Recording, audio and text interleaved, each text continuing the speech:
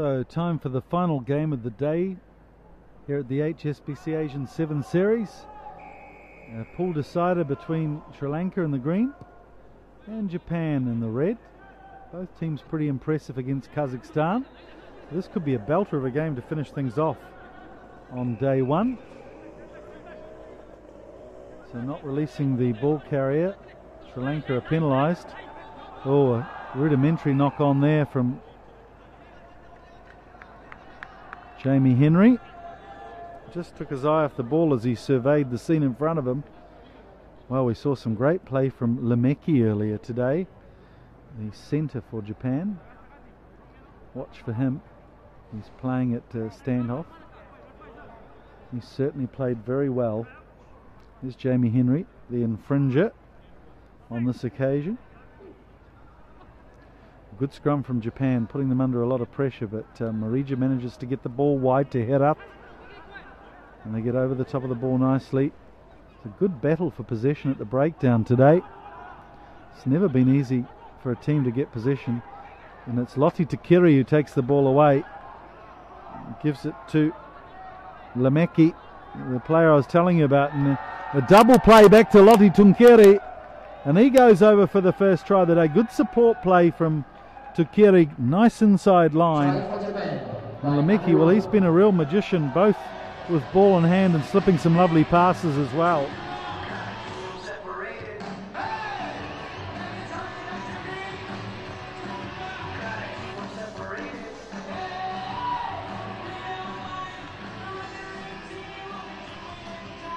So it'll be Jamie Henry taking the kicking duties for this game.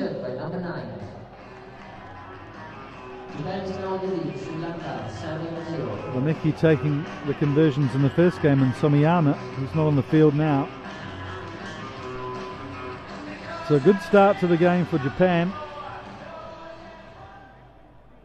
The winner of this game will play Thailand. The loser will take on Malaysia, who've been playing out of their skins in a cup semi-final tomorrow lunchtime. Oh, poor play there from Lianage.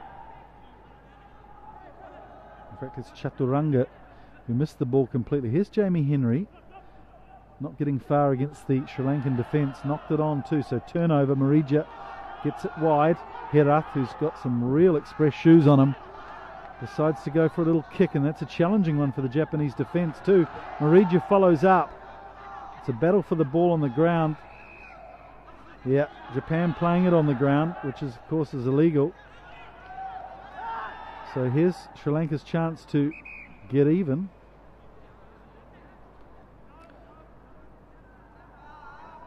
Okay, playing the penalty again.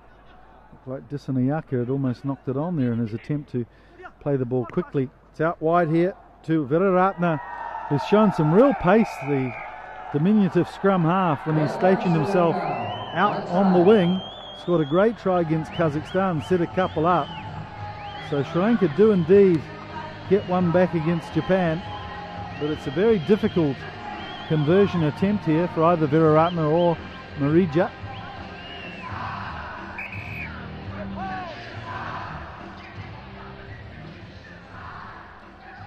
Viraratna also has a very famous rugby playing brother, Gayan, who plays in the midfield for the Sri Lankan 15s team. Both of them, and Marija from the Kandy club. Well, that's a beautiful kick. He split the post perfectly. Oh, well done from Viraratna. Really turning into a fantastic sevens player, and actually you can see a lot of Ben Gollings in him. Of course, Gollings, the sevens legend, coaching Sri Lanka for the last 6 or 7 months. Sadly fallen out with the Sri Lankan Union at the moment, but I'm sure the time he had with them has given them some good things under their belt. Also another foreign coach earlier this year in the 15 setup, Raven Duplessis, also working on their strength and conditioning, their fitness.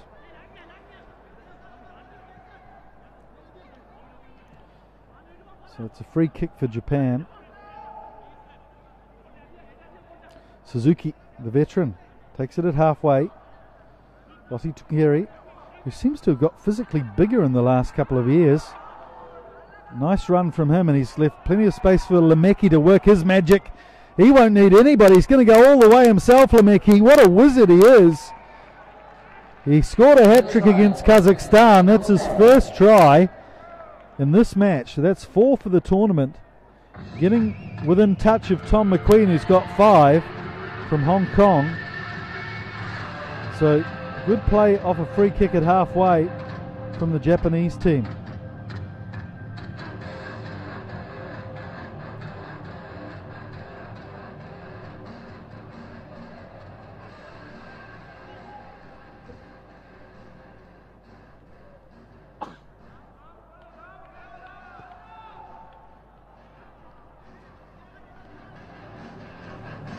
Well, that one's gone wide, so 12 points to 7.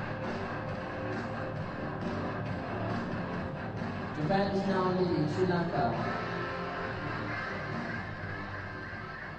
12-7. We start from Lemeki. Gets it nice and high. Tozawa, who's come on the field, who gets under it nicely. So Japan did regain possession, but they've just knocked it on, so Sri Lanka will get the scrum.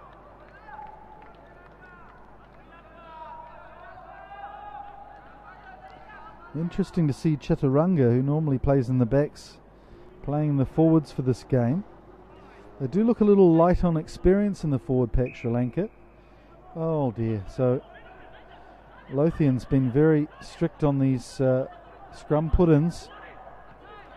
Takiri to Lemeki. They really have been partners in crime, these two. Again, combination, quick handoff, and look at the numbers streaming down the left flank. Suzuki. So only 5 metres out now, Japan, trying to recycle it. Sri Lankan player gets in the way, slows things down. Now they're only a metre away. Suzuki marshalling his troops. Lemeki again, he'll fancy his chances here off his right foot. Suzuki backing up nicely to Takiri. Takiri's second try of the game. And they really are weaving some magic, Tunkiri and Lemeki. Well, he's almost the senior player in the Japan squad now. Japan have been sucked of all their experience in the last few months. No Sakai, no Kuwazuru, no Narita, no Latoya. All been claimed by their clubs for the top league as halftime whistle blows.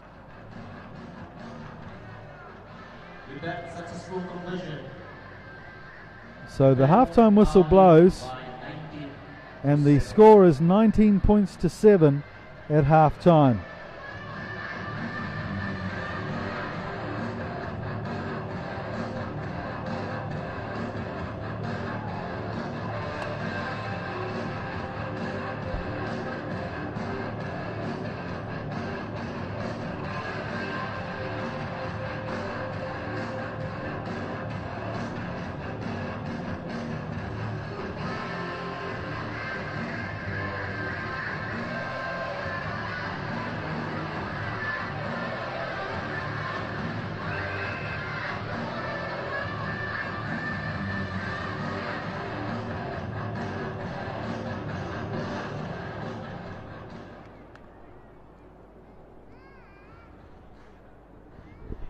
A lovely evening here in Kuala Lumpur for the first leg of the HSBC Asian 7 Series.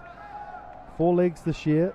KL, Bang Sien, which is very close to Bangkok, Mumbai, and the final leg in Singapore in the second weekend of November. So Japan in control of this game over Sri Lanka, 19 points to 7. There's Lemeki, who's really been a revelation so far for Japan. Actually, they're all a load of links to Ben Gollings, of course the coach of Sri Lanka for a while, and Lemeki playing his club rugby at Sunnybank in Brisbane for a while, which is a club that Ben Gollings played for as well. There's Herath, he's a very important cog in the Sri Lankan wheel. They'll want to look for him with a bit of space in this game. I reckon he might have the measure of Saito, the Japanese flyer. If they can get the ball to him with some space and get him at top gear, could be dangerous. But very big scrum from Japan, putting oodles of pressure on them, and they've turned the ball over. So a chance here for Japan to open the scoring in the second half. Jamie Henry striding away, some goose steps, and commits 2 defenders. No runner though. In fact, there was a runner in the form of Lameki, who stationed himself perfectly for the little offload. So there it is, Lameki with his 5th try of the tournament, draws level with Tom McQueen from Hong Kong as the top scorer. In fact, will be the top scorer because he's got 2 conversions as well. That was a good run from Jamie Henry, just dodging back and forth, making the Sri Lankan defenders unsure. That one's come off the post, right in front. Japan is now leading Sri Lanka.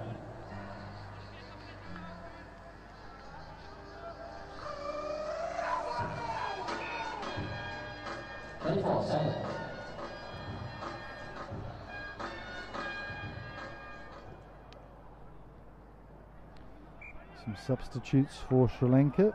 See Mututantri coming on. Not 10 metres, so we'll have a free kick back at halfway. Just wish they'd give the ball to Herath. In fact, he's found himself in midfield. He'll take this one himself. Yeah, there's no use having your fastest man in the team taking the tap. I finally realised that.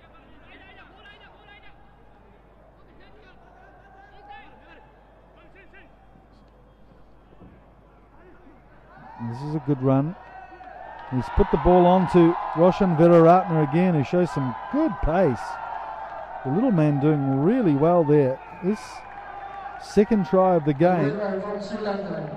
He's got all the points for Sri Lanka so far. Try under the post. And a successful conversion by number 10, Sri Lanka. So Marija takes this conversion. Japan 24, Sri Lanka 12.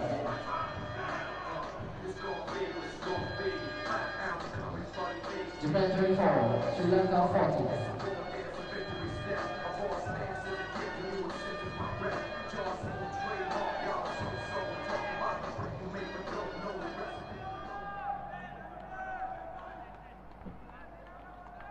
Leonage to take the kick off. Again, the kick-off team winning possession, but just knocking the ball on, putting a lot of pressure on the team taking the ball. It's become a real positive move, both in the sevens game and now we see 15s teams pursuing it as well in an effort to get the ball back straight from scoring.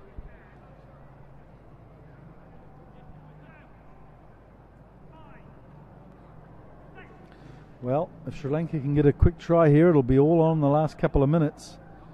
Here's Saito, who's barely had a run today, let alone in this game, but does well to power his way forward. And again, the scrum half gets defenders on him, but they're offside this time. Trying to slow the ball down too. So 10 more metres marched up by referee Toby Lothian from Hong Kong. It's Henry who takes the ball quickly. Lameki to Lotte Takiri. Good defence there from Sri Lanka. But nice clean ball for Japan, and they've got some numbers out here too. Starting with Suzuki, who weaves his way forward. Again, draws 2 or 3 defenders, so there should be numbers out wide, but just so much pressure on the ball carrier. Tunkiri goes in and mongrels his way up a metre or 2. Suzuki this time gets it to Lameki. In fact, it's Ubukatu's on the field now. The forward pass. Well, Saito's really not been in the game today. It's quite odd. He's got all the pace in the world, but he just doesn't seem to find himself in the right place often enough. Not doing the right work off the ball. I'm sure he's doing loads of work off the ball, but just not getting himself into a position where his inside runners can reach him. So this time Sri Lanka get it through Shamil, who's gone to scrum half. They'll get a free kick here. Shamil takes it quickly. Please give it to Herath. He's got space. Again, doesn't find him till last minute, and the gap's closed down. And some bungling on the ball there, and Leonaga gives up, decides to put it into touch. And there's substitutes to be made. Just a few minutes on the clock left. It's Disaniaka who's coming off. Looks like might be Ratwate who's coming on. Pathorawa, in fact. So Japan to throw into this line out through Nakashima. Now it goes to Tunkiri, Lemeki. Again, here's Saito on the flank, who's not looked at by Henry. Henry goes on one of those runs where he steps and strides his way, creating uncertainty for the defence. Here's another good run from Ozawa too. Good backing up from the Japanese as they put real pressure on the Sri Lankan line. Suzuki gets it out to Tukiri. The cover defence is coming across. Here's Saito. Can he use his pace this time? Gets around the outside of Hera. Can't slide to the line. They're just millimetres away as Sri Lanka come away with the ball. They've come in at an angle though, so Japan will get a chance to tap and run through Tukiri, who goes over for a hat-trick. One more try for Japan. Good work from Lotte Tukiri. Knew the penalty had been awarded centimetres from the line, but stationed himself 5 metres back, took the quick tap, and over he went. He's got a hat-trick in this game to put the icing on the cake for Japan. Scores up to 29-14, and this could be the last play of the game with Lemeki lining up a conversion.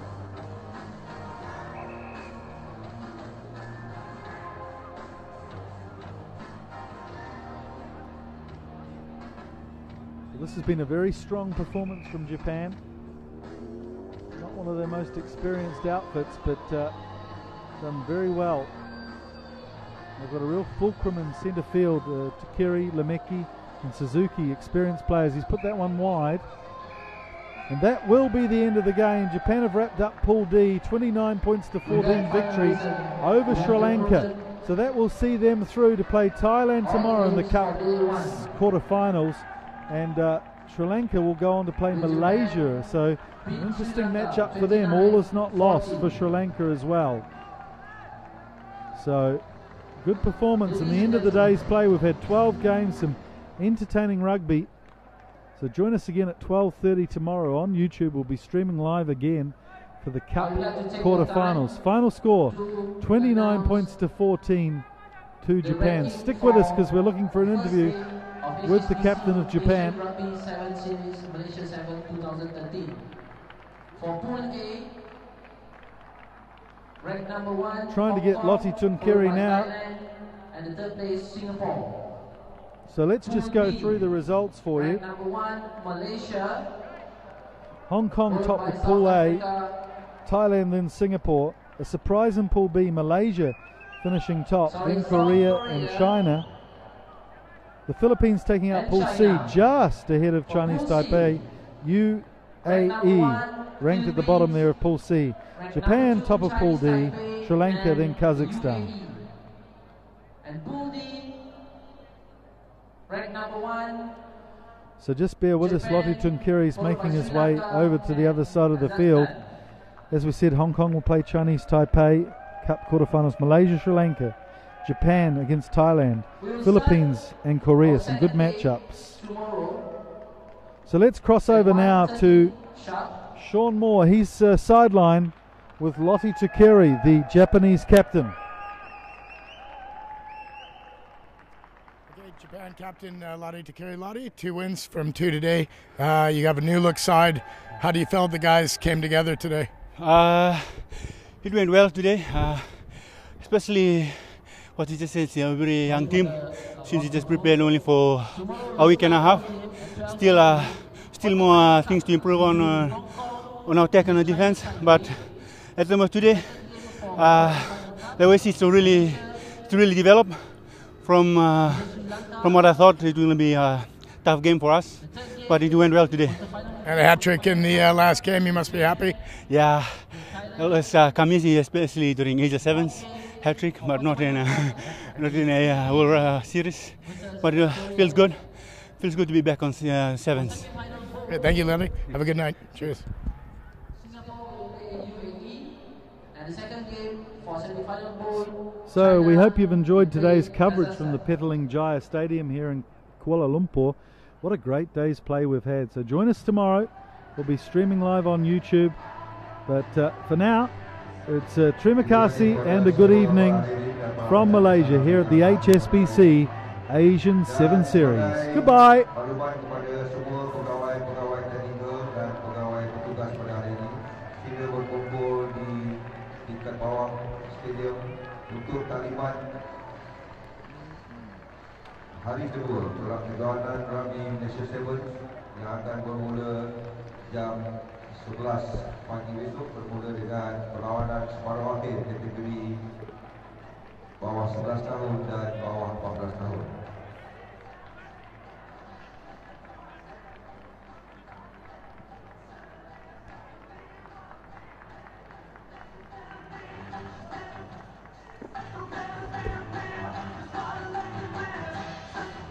Ladies and gentlemen, thank you for your cooperation and we'll see you back tomorrow.